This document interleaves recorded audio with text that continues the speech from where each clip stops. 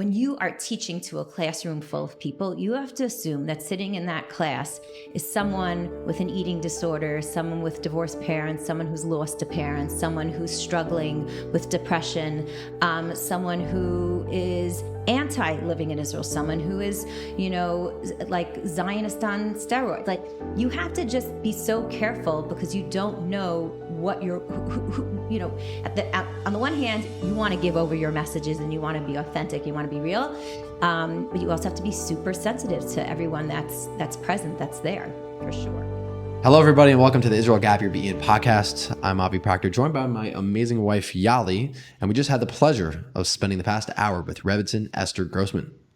Mrs. Grossman was actually my teacher in seminary for 2 years, and I had the privilege of getting to know her personally, and it was actually extra fun to get to know her on a different level.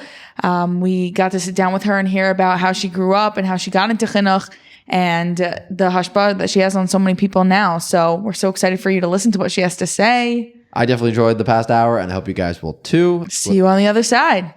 Welcome to the Israel Gap Year Be'in podcast. I'm your host, Avi Proctor, and in each episode, we get Be'in in depth into the remarkable lives of individuals in Israel who dedicate themselves to inspiring the next generation of Klal Yisrael.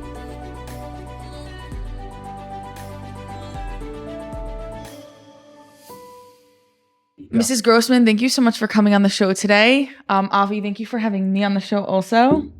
This is like the biggest pleasure and zuchus ever. It's really fun for me to be here and participate in this episode. I'm very excited to have you on the show specifically because I've known you for many years and you're my mashgicha in seminary and helped me through a lot of, confusing times, but really appreciate the fact that you're here and you're willing to share with us some of your story. So yeah, we're really excited to get into it. Thanks for coming. Thanks for having me. Pleasure being here. This is super exciting.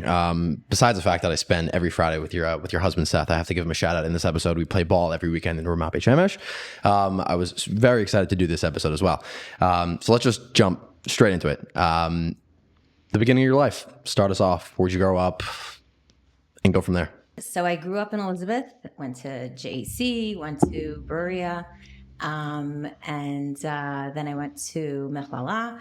Afterwards, I finished my bachelor's in Stern. I did my master's at Azrieli. I got a teacher certificate when I was in Mechlala, which is something you can always add in, but I'm not sure. Azrieli in Israel?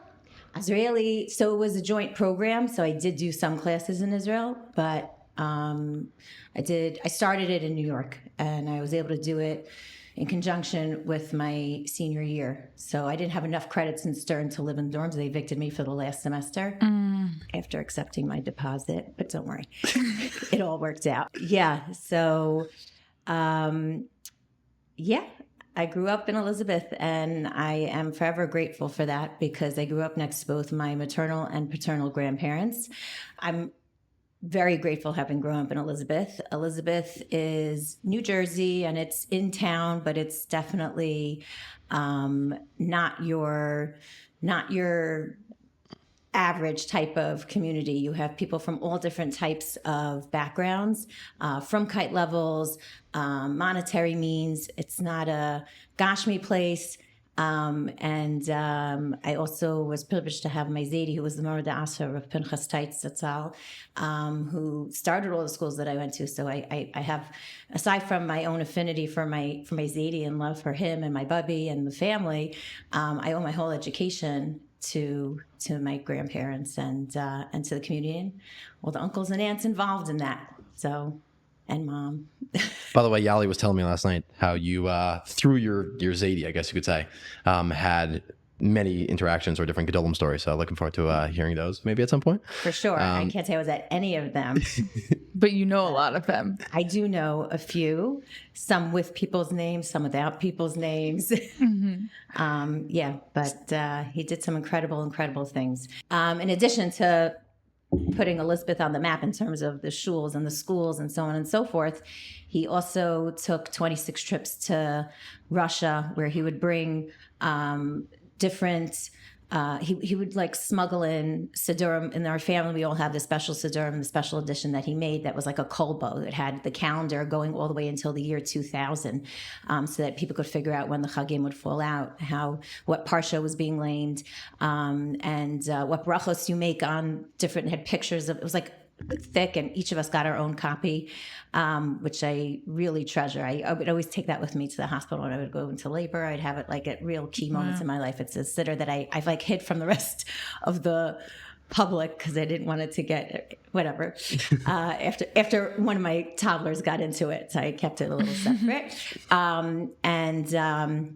So he would bring all these different supplies. He would be able to smuggle out a Sefer Torah one time. I believe it was with the Philadelphia Philharmonic that the KGB were checking through all the luggage. And then when they got to the last piece of luggage, like, you're clear, you're fine, you can go. And that was one that had the Sefer Torah in it. So they were able to take that out. But so he helped bring Yiddishkeit to Russia, helped different refuseniks to get out, gave them a lot of hope. He also started the Daf HaShavua, which is, here we are on a podcast, and this is so cool. And we're using technology for disseminating Torah and, different, Jewish ideas. And he was doing this, decades ago, broadcasting Torah to thousands and thousands of people, and he would do it in Yiddish, so it would reach so many people, even if they weren't connected and they weren't from, that they were learning Alzheimer, learning a lot of Gemara, that they would learn, and they would just be able to hear Torah on the radio waves, and more. He did tremendous amount, and as much as there was the public figure, was also the personal, grandfather, his 80 figure with his partner in life, my bubby, who I adored, and I adored. That sounds so ridiculous. No, it's totally okay. I mean, everyone adores it. But really very, very special, the idea of like being, sick meant spending time with them, being able to, like, if my mother was working, so I got to hang out. So it was always like a win-win, get off from school, hang out with Bubby, have That's special so nice. Sandwiches made for you, quality time. Like, as much as there was this big persona, there was also that very, very invested in the family and in the care and concern for the children, the grandchildren, the great-grandchildren. Wow. Thank God. So it sounds like you came from a family of like people that really valued chinuch. So for you, was the idea of going into chinuch something that was like always assumed and it was kind of part of you, or was it something that you had to make an active decision to go into? What was it like for you? So, do you remember playing house when you were younger? Of course. You played Rebbitzin. I feel like I still play house, but it's okay. You played Rebbitzin. So it's not that I played Rebbitzin. I always wanted to be a teacher. Like, I was the teacher. I put on my mom's shaitel. I have an aunt who married into the family. We're all like taller, bigger. I'm 5'6", and I'm the shortest in my family. So this aunt is much more petite. So we would take her heels. We would take, like her shaitel, because it was all easier to fit on like young kids. And my sister, who's 19 months younger, and I would stuff our bellies, so we're prego, and then be the teachers. And I loved red ink, marking things up. I found out in graduate school, don't use red ink. It's intimidating. Why? I was using green when I used to grade. Now I don't have to grade anymore. But like, red is just too daunting and intimidating. So they told us, like, don't mark with red. Like, I know that was whatever, but I used to love, they had these like pens. It was like blue on one side, red on the other. I'm like, oh, I'm going to be a teacher. I'm going to have those flip pens. I thought it was so cool. Mrs. Lazar. Okay. Anyway. So if it was something that you always felt like you were going to go into, I mean, I guess like maybe I'm skipping a little bit, but then you got to a point where you ended up teaching, like, I mean, you grew up in that like more like Toradic world. And now that you're exposed to, I'm not going to say that it's not, but you're exposed to a lot of modern orthodoxy and like things that are a little bit probably far from what you grew up with. So teaching other students, is it sometimes hard to understand like the place that they're coming from? So it's interesting. Growing up in Elizabeth exposed you to a lot. Yes, I grew up in a rabbinic family. My father was not a rabbi. It's not like we had, Rav Rebbitzin within the house, even though I was very much exposed to it. I went to a co-ed camp. I went to Morosha for 7 years. But I may have gone to an all-girls school, but I was involved in NCSY. I was doing a co-ed youth organization. I wasn't sheltered by any means. I think even within my family, within, like, who's from, who's not from, how, what communities do they align themselves with? Do they live in Eretz Yisrael? Do they live in Chutz La'aretz? Like, I definitely grew up exposed. I was not someone who was with her head under the sand at all. So I think that openness and that awareness, whatever decisions I was making personally, wasn't condemning anyone else, God forbid, whether to the right or to the left. It was just an awareness of what was going on around me. Right. Well, Israel. So this is a question that I really want to ask of, first, when did you end up getting married to Seth? Shout out again, Seth, because I love you. Rabbi Grossman. To Rabbi Seth Grossman Shlita. When do you guys end up getting married? And then how do you end up here in Ramat Beit Shemesh and Eretz Yisrael? And take us, I guess, through that process a little bit. So one of my very close friends had suggested Seth, and I was like, no, I don't think so. And then a few months later, we actually were on a bus together. We were both in Israel. I was visiting my family. My family was already living here. And They made Aliyah? So my sister, who's 19 months younger than myself, we were Shana Bet, and she was I was Shana Bet, she was Shana Aleph, and my mother got remarried to my stepfather, Rabbi David Ebner. And we went back to finish college and school, but thank God we had the privilege of being able to come for Chagim, to be with our family. So I was here one Sukkot, and it was Chol Moed Sukkot. So one of my friends called me and said, hey, you want to go to Maras Machpelah? They have these buses that go from Binyanei Ha'oma. So I'm like, yeah, sure, why not? And she was with her friend, who was with her brother, who was with his friends, and there was like this whole crew of people that were going. So Seth was there, and we all ended up on this bus together. And it's like, you can imagine, Super Bowl Sunday, trying to buy something in the supermarket, Lahavdil, El Favzev Dolos, Chol Moed, and Eretz Yisrael, trying to go down to Maras Machpelah on these public free buses. I think they were free. Jam-packed, tons of people, and we ended up standing in the aisle near each other. I think actually he got a seat, and I was like, thanks for giving me your seat, but I ended up standing on the way down there. We both were stuck standing on the way back. So I had interaction with him on the bus ride down and on the bus ride back, enough so that when I got back to America, I went back to that friend who had suggested him a few months before, and I'm like, set us up. I'd like to go out with him. And I mean, I don't know if there's chilukei deos on like what exactly happened. At one point, he tried calling me to set me up with somebody, but I was like, is he calling me to set me up, or does he just want to talk to me on the phone? Not really sure. But we'll have to bring Seth on there. We'll bring Seth for another podcast to find out the real answer. Yeah, he'd love that. So yeah, and then we went out for 2 months and got engaged after 2 months. I don't think either of us ever thought that would go so fast, but Baruch Hashem, a lot of his friends and my friends were, were marrying each other. It was just like a really nice fit.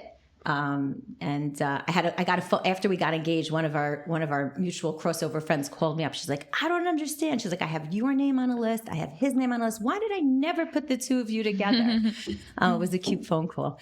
So we got married, and supposedly every year in YU that Gruss would come, Rabbi Miller would come to speak about Gruss. Seth would go, but he just was waiting for a wife to go with. And then I was in Mechla. I was right next door to Gruss. I loved the idea of Gruss. I love the idea of being able to start off your marriage in Eretz Yisrael, learning, that area 21 Aleph was very familiar to me. They now I think have done away with the Aleph. Sure, after I finished doing Mechlala, Gruss, Azrieli, like now they get rid of that Aleph. I used to stay on that bus thinking he's going to go down for me. Even though it's a 21, he's going to go down. I'm so stubborn. I actually waited until the bus started running again once at the end of the whole run. Yeah. He can go down. What's it called? Yeah. So we went to Gruss. We went to from America for the year. Yeah. But in other words, I was already done with college. I was in graduate school. I'd almost completed my master's. He was in Smicha, and we came to Gruss. I started working in the seminary scene over that year. I knew I wanted secondary education. I wanted older. when I was younger and I was always playing teacher, I was like, oh, I could teach elementary school. And then like as every time I got older, I was like, oh, I could teach high school. Oh, I could, like it kept moving with me. Where'd you start teaching in Israel? I started that year. I was in Midrashat Moriah, Nishmat, which used to be in Beit Vegan. It was right there, and Benot Chayil, Alaa Shalom. Although Benot Chayil went through a whole makeover, and I think it actually merged with, I think it's what's part of Be'er Miriam today, I'm pretty sure. So when you started working in like the seminary scene, when you guys were in Grus, did you have like intention? I mean, I know that your family was here, but was it like, okay, we're going to come for a year or two, we're going back to America, or was it like we're staying? No, we knew we wanted to do 1 year, but we wanted to finish our degrees, our schooling. Seth was really going to go into business, but I wanted him to finish smicha, and his Rebbe Rav Parnas said to him, as long as you learn, it doesn't matter if you have a certificate or not. And I was like, hamaschil b'mitzvah omrim gemor, you should finish it. So we both got our way. He actually during Grus instituted part of the smicha program that was up until that point only available in YU. And eventually when we made Aliyah, he was able to complete smicha because of what he had started 10 years before that in Grus with Rabbi Mann. So we went back. He also was very happy if he could keep learning as long as possible before starting to work. He was excited for that. So we moved down to Boca, and Boca had a kollel. He was able to learn in the kollel, and he said, I'll only join the kollel on the condition that there's a job for my wife in the high school. So I interviewed for what was then YHS, and there was a spot, and thank God it worked out, and we had 9 wonderful years in Boca. Wow, I didn't realize you were there for that long. Yeah. How many kids, and like what happened during those 9 years, and then how'd you get here? Okay, so we moved down to Boca. I'm working in high school, Seth's in the kollel, he's doing daf yomi, and I was pregnant with our first child, with Chanarus, our oldest, and over the 9 years working in the high school, doing adult ed at the Boca Raton Synagogue. So we then grew our family, Baruch Hashem. We got Basia. Shout out to Basia, by the way. She's behind the camera. She really deserves a shout out right now. Really deserves a shout Monitoring our audio well. We sound good? Great. And then Mordechai Pinchas, and Menachem Yehuda, Menachem. And we had 4 kids in Boca. When we made Aliyah, we had our youngest. She's our Sabra, Yaeli, Yael Devora. Yeah, love the name. The only Israeli one. Yeah, exactly. So we were there for 9 years. We always had in our head to come back. I used to always say like, yeah, Seth was totally gung-ho. And I realize now, you know what? I brought us here. I did. I think he would have been fine staying in America. So I used to be like, no, we were in this together. We definitely had discussed it when we were dating and engaged and everything. In fact, the reason we met in Israel is because he came to look at the job that he was working at in the city. They had a company and they had an office in Tel Aviv. So he was, looking at Israel, but I think, he could have married someone else, gotten stuck in America. And, so I will now embrace that he says no because of you and take pride in that. Following give the credit where it's due. Thank God. Baruch Hashem, we're here. Moving to Eretz Israel has many challenges for a lot of people. Yes. Especially with 4 kids already. Yeah. How old was your oldest when you moved to Israel? She was going into 3rd grade. So it was like a good enough age that you were like, okay, like we're confident this should be good. It has to be after our lift left. So I used to have Yahoo, right? So I saw on the Yahoo homepage, it was like, oldest age for learning a second language. And I saw that it was like 2nd grade, 8 years old. I'm like, we got to go now. Like she's going to master Hebrew language. Like here she is. She's the oldest. We got to go now. So tell us a little bit about whether you struggled or not, your family as a whole, and the transition of having 4 kids here and what that was like for you. So it's interesting because my brother, who's right above me, got married a few months after Seth and myself, while we were in Gross, we flew back for the wedding. And as soon as they finished our brachos, they came back to Israel and have been here since. Like, we joke around, my brother Kiva's on, Shana Lamed something at this point. So when we were making Aliyah, already married 10 years with 4 kids, Kanai Nahara, my sister-in-law said to me, she's like, I can't believe you're coming now. Like, she was like, we came, we started, we, built ourselves up here. I can't believe you're coming. And I think because we knew we were going back to America to get our experience and do our degrees and everything like that, I had in my head, that's what we have to do first, and then we come. And for me, it was like getting everything in order and then feeling, shalom about coming. When we got married, we left all of our wedding presents and we came and did the secondhand stuff from the third-hand stuff from the couples who were in Gross before us, and that was fine. We could relate. Yeah. And when we came as mentioned. We had, it felt like it was at the right time, but everyone has to do what works for them. But I do say that sometimes to my students when they're hesitating about going back. I'm like, you can come back. It's not like it's a goner if you go back for school or you go back for some family thing or whatever the case may be. Everything is still up in the air. Nothing is signed, sealed, delivered. Is that from teaching within the chinuch world of seminaries and coming across a lot of different talmidot throughout the years, in terms of how you give hadracha to girls, do you ever try to like encourage them in the way of like moving to Eretz Israel? Is that a thing that you feel like very strong about that you think people should do? I can't. It would be so wrong of me to push someone to do something. I think that's just like the wrong way to go about. They come to you. They talk to you. They're adults. Right. They have their own inclinations, their own experiences, and it's about being able to listen to them and what's good for them. I feel like more I'm a sounding board, and you tell me what it is that you're feeling. You're able to just express it and get it out, and maybe we could sort through it together, but it's not about my agenda at all. It's about what you want to do, what's best for you. Right. I remember actually when I came to you for Shabbos when I was in seminary, you hosted like a panel with a bunch of different people. And it was kind of just like, it didn't feel at all like you were trying to like promote something. It was more like, these are the people who live around me. This is what's going on. This is why we all came. We all have totally different reasons why we came, and just do what you want with this information. And I remember at the time being like, I'm not going to come to Israel, like, especially not Ramat Beit Shemesh. And like, here we are in Ramat Beit Shemesh. Baruch Hashem. That's funny because I remember you getting back on the bus Motzei Shabbos, and I walked you guys to the bus, and you came over me like you were like one of the last people to get on. You were like, I really, really like this Shabbos. It was like I think I was pleasantly surprised. I remember not expecting that, and I was like, I didn't think anybody was going to like impact my thoughts about like living in Israel or not. Right. I do try, like when I have a panel or, running a program similar to that, to give you like a full range. Obviously we all live in Israel. It's all, Right. These are the people in my neighborhood, but, this person does this type of occupation. This person does this person came from here. This person married this type of person.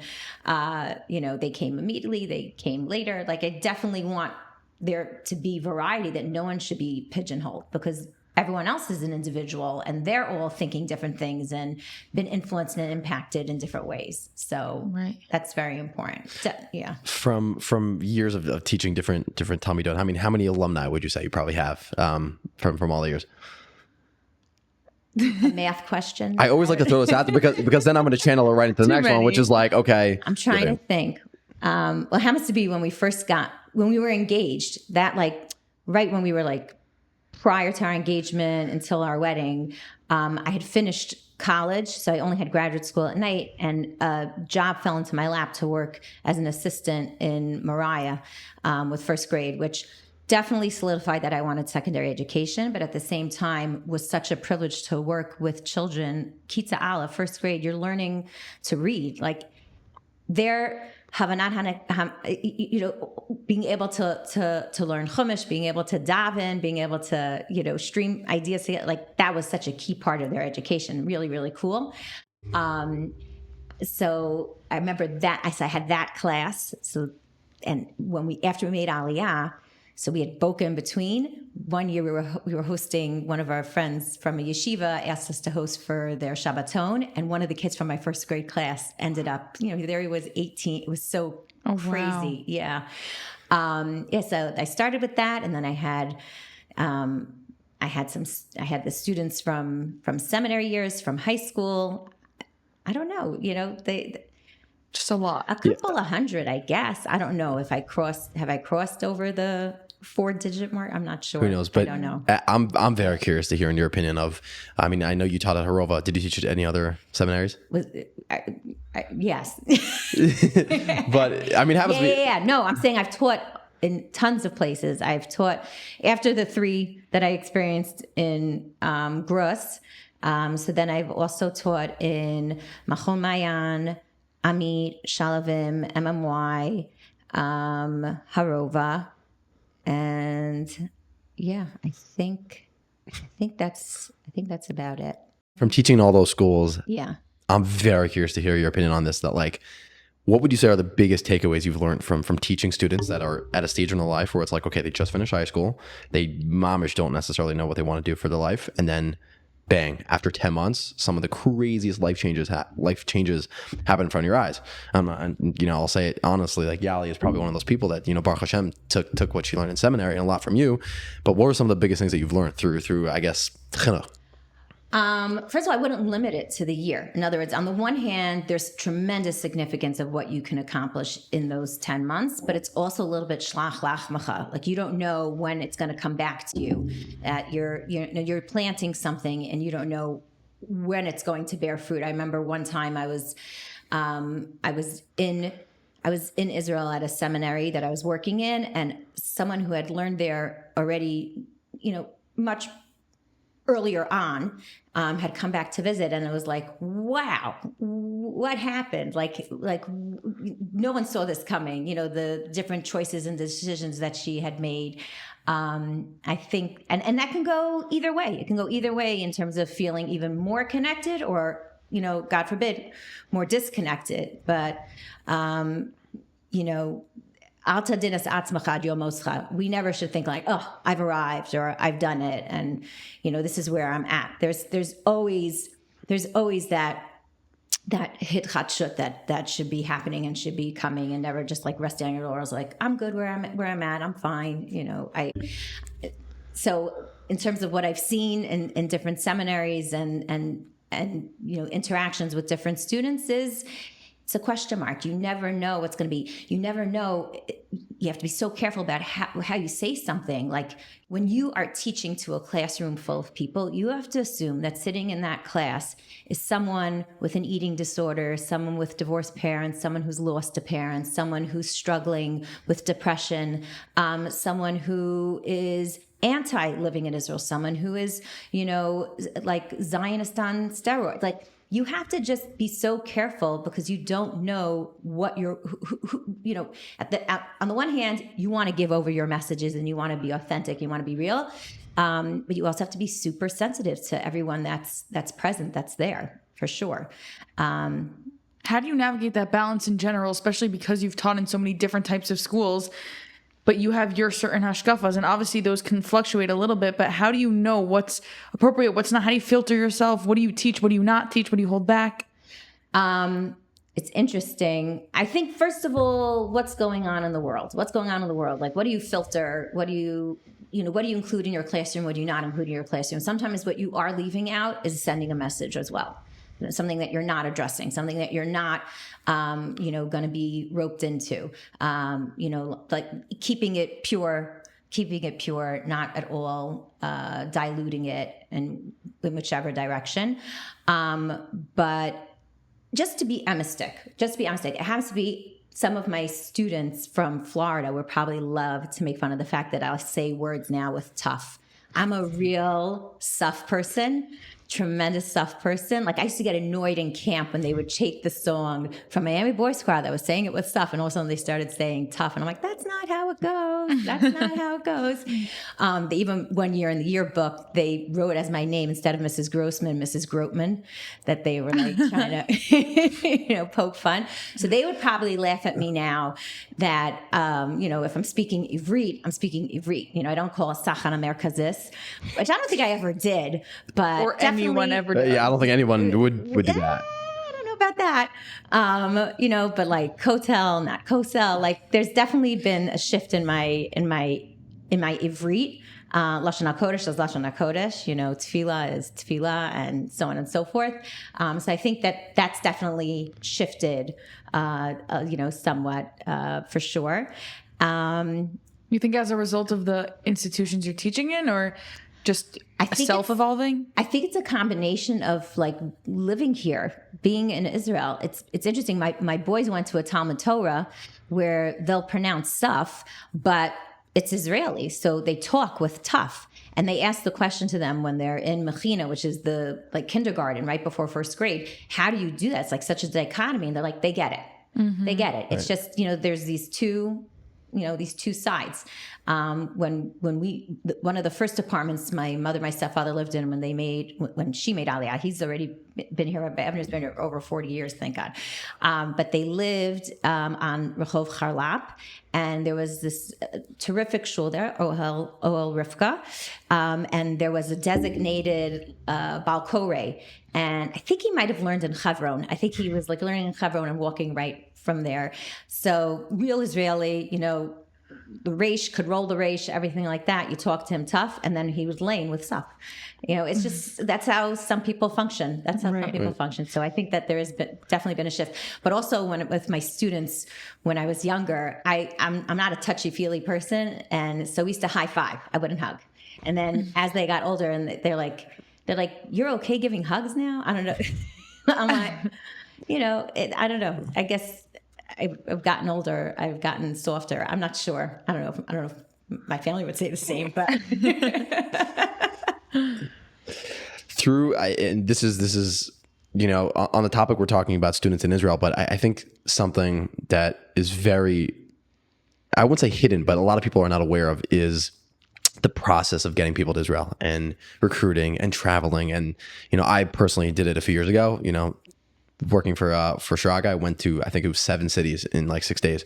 And it was the most exhausting thing. And I know you literally just came back from, I think, 2.5, 3 weeks in America or abroad. Like, I did 3 trips back to back. I had like Hanukkah in between 2, and I had like a long Shabbos in between 1. So yeah. I'm very curious to hear in terms of raising a family of children, and Baruch Hashem, your kids are great and they're awesome and they're amazing. But how do you balance from working in a seminary to having to travel to America to giving your kids the right attention to feel like, like I'm not sacrificing by working in chinuch or in these places? Right. So it happens to be up until this year, if I did recruiting trips for previous places that I would work in, I would only do a week and a half. I didn't do more, just because now we're opening up a new seminary, and I'm the director, there's more of a responsibility on me to go out. I had, thank God, Mrs. Yangalernter had come and also help with recruiting in different places. And when it comes to interview time, I'm going to have Rav Citron also doing interviews. But it is a responsibility. So up until this year, for sure, is about not being gone for too long, trying not to go when my husband goes, because my husband travels, not to overlap. My kids definitely are used to the fact that Abba travels and Abba goes, and it's almost like that's mikubal, but with me it's a little different. I wouldn't call it a double standard, but I do think it's funny that when we were in Gross, my husband, who's very capable in the kitchen, he said to me, he's like, teach me how to make deli roll. I'm like, why do you need to learn how to make deli roll? He's like, because when you go on all your, business trips and everything, I want to know how to make it. And I was like, what business trips am I going on? Like, we were newlyweds. Like, where was I headed? But like he said it as a joke. Spoken into existence. There you go. Yeah, I don't know. I just remember it was Hanukkah because when I told him to slit the top, he made it Chanukiah. He made a menorah inside. I'm like, Okay. That's Artistic cute. license. Yeah. Yeah. Cute. Yeah. Deli roll. Who makes deli roll anymore? Do you have do you have any like crazy recruiting stories of just experiences or encounters or interactions you've had?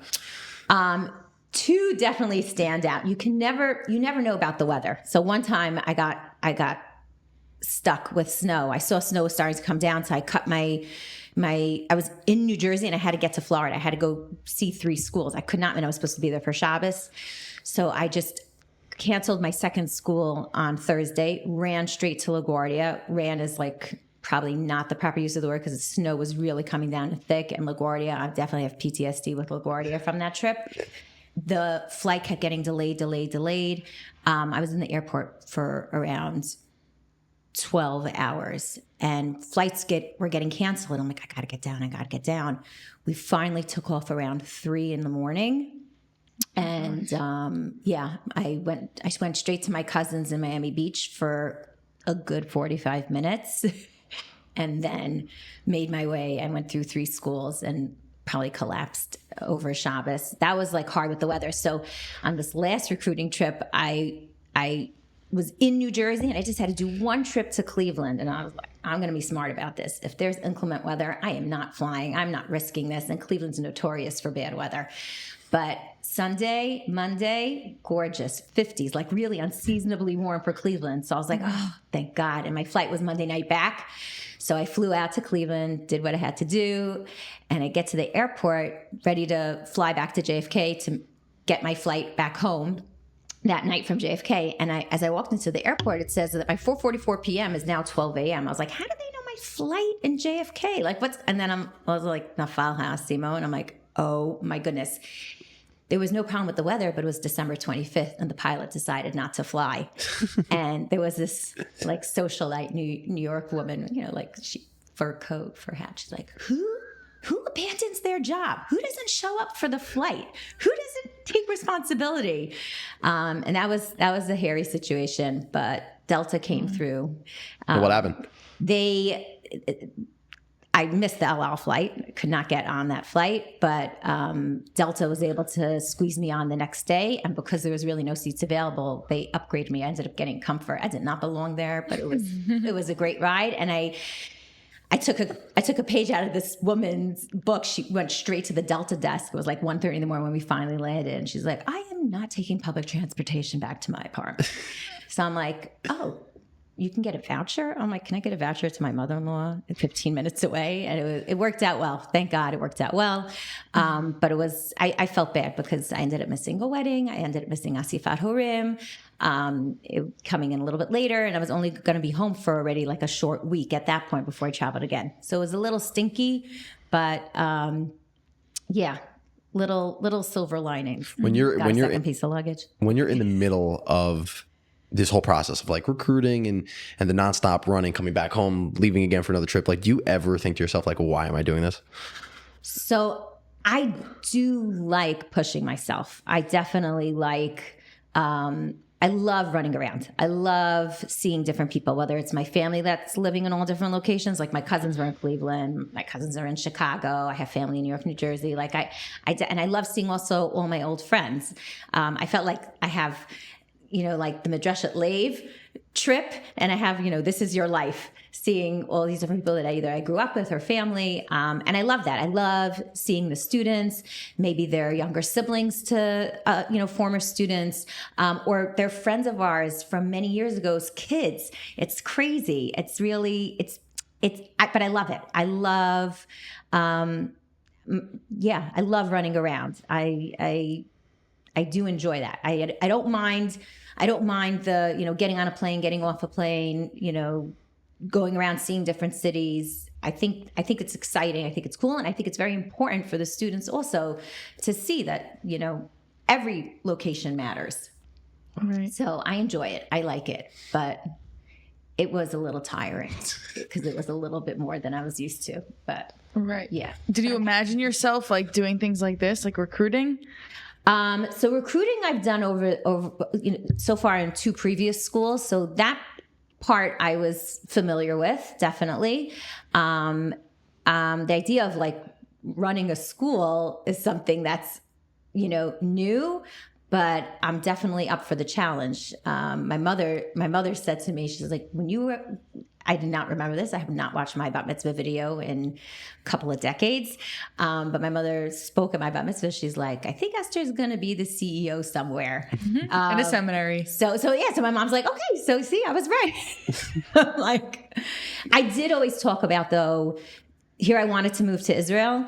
And I definitely loved my education. I loved Berea. My brothers used to make fun that it was Camp Berea, even though it was a very scholastic school and challenging. It also had a terrific atmosphere. I have such incredible friends and memories from there. So I kind of wanted to replicate that. I remember once telling someone I was dating, I was like, oh, yeah, I'm going to open up, a high school in Israel. So I abandoned that idea, but it's been replaced with something else. So thank God. For those who don't know, you're starting a seminary. It's down the road, mamish. Which will be down the road from us in Ramat Beit Shemesh. Yes. How did you come up with that idea? Was it something that fell into your lap? How's that process going? What's going on? Okay. So Rav Boaz Mori, who started Yeshiva Lev Torah over 20 years ago and is a tremendous visionary. He's grown the yeshiva into a Hesder program, into a place for Chaylim Bodedim. They have a whole program, Lev Chayal, and they have a Kollel. And he's also built up many communities. I live in Ramat Shiloh. Shiloh stands for Shchunat Yeshiva Lev Torah. He's also Lev Chashmonaim is his most recent project that he's opening up. So he had this idea to start a seminary. I think Corona shelved it a little bit. It got, pushed to the wayside. And I'd heard murmurings about it. And I really give a shout out to Devori Weichholtz, who's going to be teaching him at Dreshet Lev. She's phenomenal. She pushed me. She's like, you should get in touch with him. I was like, he's my neighbor. We were in Grus together. Like, we lived down the block from each other. He's obviously not interested in me. And she's like, no, Esther, you should approach him. And he really, full respect for him, he did not want to poach anyone from anywhere. So it was good that I went over to him and initiated the conversation. And then he did another smart tactic after he offered it and said what's going on. He did not call me for 2 weeks. So it was just churning in my head. And I'm like, am I up for this? Can I do this? Can I not? I was really doing introspection, because it definitely is a big shift. And I think one of the biggest indications that there was a green light, it kind of touches upon what you asked before, is that my husband and my kids were so supportive of it. More so than in any other job that had, less time invested. And I think that was really significant to know that they're behind me and want me to succeed and they want it to do well and they're supportive means a lot. That being said, I'm really trying to step up my game for dinners and carpools and whatnot and make sure that, be very conscious of the fact that I'm not, God forbid, neglecting anyone or anything. It's not easy. On the topic of balancing your life with your children and also running a seminary, of course, your status and I guess other places you worked was not the head, and of course, there's a lot more that comes with being the head of a school. But specifically with raising your children in Israel, you taught in, I would guess, I'm going to categorize the seminaries that you taught in as modern Orthodox places. And oftentimes you would have, girls that came over for Shabbos that I'm sure you probably wouldn't envision raising your children that way. So was it ever something that you worried about of, having too much exposure with your children and your Talmidot? How did you balance that? Was that ever a thought in your mind, or you just did it? I don't believe I've ever had a conversation with my kids like us, them type of thing. I don't think I've ever had a conversation like that. In other words, our family and our children and our hashkafot and the chinuch that, Seth and I have for our children is something that is prevalent throughout our household and something that, we live, we breathe. So it wasn't like, oh, this person's coming over. No, I really don't think we've ever done. What I have done is I've asked students just to be conscientious of, that they're coming to, a community for Shabbos, because usually the Shabbaton we spoke about that you came to, I would have a whole group over, and I've done this for many years in many different schools and formats, but I put them up at my friends' houses, and they have, a meal there, they'll have a meal with us, and then everyone will be together for the conclusion of Shabbos, and everyone together for whatever the case may be. I want everyone to be comfortable. Like, I do think that you just should be aware of the type of community you're going to and certain sensitivities. So I might have asked my students to be sensitive, but I don't think I've ever had to say anything to I don't recall. I really, thank God, which I hope is an indication that they're secure and happy with, what they do and how they are. That doesn't mean to say I've never had challenges from my kids. Right, of That's course. not what I'm saying. Of course. Do they enjoy it when you have like, do they ever feel like the attention's being stolen from them? I think as they got older, it was more challenging. When I was in Boca, I was teaching with our chevra that we all live near each other. And when we'd have Shabbatonim, it was all of us going away together with our kids. They had a whole built-in social life that came very naturally as everyone who they either went to school with or we socialized with outside of work. So it was very organic. And I think it was a little bit different starting to have seminary students over. But I give them tremendous credit for letting me do that piece of work, which spills over into the family private life. Definitely it came to a point also where there has to be compromises on both sides. If I had a Shabbaton at the school location, so they are free to opt out and they shouldn't feel guilty about it. And I remember once discussing that with one of the Rebbeim who was organizing all the Shabbatonim. He's like, you don't have to bring everybody. Like, you have to do what works for your kids. And I was like, oh, that's normal. It's not like, I come from, a family that never's, around and not supportive or anything like that. It's not that. It's respecting everyone's space. And I think sometimes people have this shift also. Like, you go when you're a younger couple, you'll go to your parents for Shabbos. You'll go with the grandchildren. And then comes the point where like the grandparents start coming to the children and spending time with the grandchildren because the grandchildren have their friends, their chevra. They don't want to leave everyone on Shabbos. This is their free time to spend. So you have to be adaptable. You have to, and not feel judged. Not feel judged. Working within the yeshiva and seminary world, I'm very curious to hear your opinion. Are there ever times where you question yourself of like, why am I doing this? Should I keep going at this? Are there certain things that you find difficult, specifically in that job, that people would not necessarily think that you probably have to go through? I think one major struggle is here you are, you're supposed to be this Torah role model, but that doesn't mean you don't have challenges. It doesn't mean that you don't struggle, that it isn't a challenge to make sure to find the time to daven, or how much free time am I spending learning Torah or, doing chesed, or, definitely that idea of there's this responsibility and am I living up to it? For sure. I think anyone would say that, like that's something that's always, the struggle is real. Yeah. Right. It means you're a growing person. Thank you, Yali. For real. I'm normal. The fact that it that you think about it and that it could get at you sometimes. Yeah, no, for sure. I do enjoy the idea of summers off, having that recharge time, having that break. I work in Camp Kaylee, but we totally forgot to touch on that, by the way. You want to give us a little no, but what I love about Kaylee is that so I don't know if parents and the campers love this, but that it's boys month first month, girls month second month. I personally love that because part of how I fell in love with Israel was spending summers here. So I don't want to leave Israel in the summer. Like, I like being here. It's also when I'm off. So it's that idea of having time and not feeling that pressure of,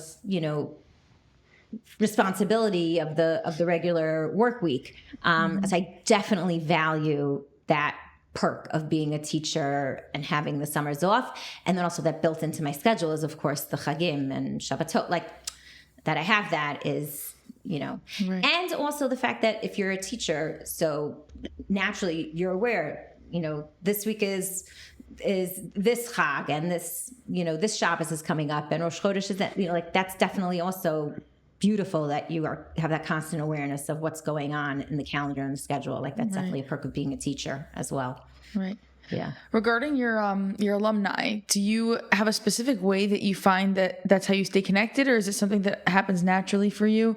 How do you stay connected with all the students you've had over the years? Okay, definitely WhatsApp is awesome because it's just such a great way to stay in touch with people. Thank God, pre-WhatsApp, a lot of my students from Florida, I'm still very much in touch with. Some of them, I was there for 9 years, so some of them I completely missed their year in Israel, but then there were a bunch that there was that rollover that I taught them a little bit, and then they came, and I love that I've been able to keep those relationships current. Thank God. I think that you can't have that expectation of always being able to be available and speak. Like, I feel people who are self-employed, let's say they have their own business, I always admire how they know, like, these are the hours that I work, and then they cut themselves off afterwards. I'm definitely not, I'm not as structured as someone who's like, oh, I work from 9 to 5 or 9 to 1 and so on and so forth. My husband at one point when I was in one seminary cut me off. He's like, no one's allowed to talk to you after 11 p.m. Not acceptable. So, like, I have a student now, she's married already a few years, like totally adulting. And she's like, it's okay if it's after 11 and we speak, right? Like, is it all right now? I'm like, yeah. He's over it. I don't know if he is. But yeah, he said to me at one point, I definitely burn the candle at both ends. Also, I'm someone who I don't get enough sleep. And my husband said to me at one point, he's like, it's not cool anymore to stay up late. Like, but I that's how I function. I got to do what I got to do. And so I think lack of sleep allows for more time to be in touch with alumni. I genuinely care. I care. So I think that even if you're not speaking to each other, no one's ghosting each other. It's there, and you can always come back to me. I love when someone reaches out after it's been several months or even several years. I love that. And I think, thank God, with WhatsApp, with technology, people are so accessible today so that you've never closed a door. And that's like what I said before about like shlach lachmacha. You never know when something's going to come back to you. The door's always open. Right. What, in your opinion, from all the years of working with students, what is, like, if you had to put one specific nekuda on the most rewarding part of being in chinuch, or a general cloud, what would you say for you is like, that's why I keep doing what I do? I mean, personally, I really love learning. So I get enjoyment out of preparing shiurim. I get enjoyment. That's selfish, maybe. I don't know. And then, like, being able to do Harbatzas Torah is a big schus, like to be able to share it with others. We say v'sein chalkenu b'sor secha. It's not something you just should be keeping to yourself. You definitely want to, share it with those around you. I think I'm also a curious person. So, Rabbi Arlie was just spoke in our shul this week, and he likes to present, like 3 situations, 3 shilas, and like which one should answer. Like, I want to hear what the other ones were. Right. Like, don't limit me. Like, I want to hear that also. It's always so tough when he goes for the question you didn't vote for. Right. He tries to go by the rove, but it's okay. Right. But if you're not the rove. My guess is that it'll probably appear on another YU Torah that he gave. If he didn't give it to you, he gave it somewhere else. So then you'll be able to find it. Exactly. Okay, so a question that we generally like to ask is kind of, in other words, like what your favorite piece of Torah is, but if you think about it in the way that you're giving over, if you could give over, meaning you spend a lot of time giving over Torah to your students, and at the end of the day, they can't like possibly take in everything. So if you were to be able to like put one message in a bottle and give it to your students and say, this is what you should live by, or at least like, okay, if you didn't pay attention during any classes, hopefully you did, at least you should walk away with this one thing. What would it be?